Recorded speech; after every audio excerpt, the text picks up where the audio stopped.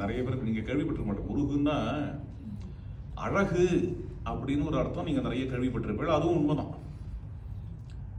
யாரும் சொல்லாத ஒரு பொருளை சொல்றேனே, முருகுங்கிற சொல்லுக்கு அழகு அப்படிங்கிற அர்த்தம், முருகன்னா அழகன்னு அர்த்தம். மதுரை காஞ்சி மாதிரியான சங்க இலக்கியங்கள்ல முருகுங்கிறதுக்கு வேள்வின்னு ஒரு அர்த்தம் உண்டு.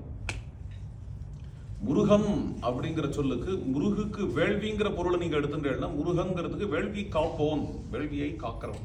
வேள்வின்னு என்ன தெரியும் இல்லையா?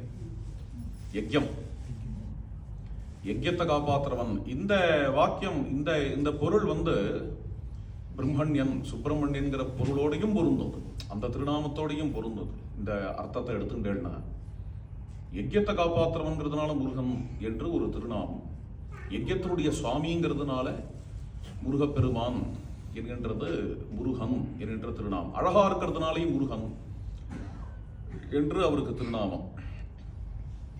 இந்த வேட்டல் அதுக்காக சொல்ல வந்தேன், வேள்வி வேட்டல் அதுக்காக சொல்ல வந்தேன்.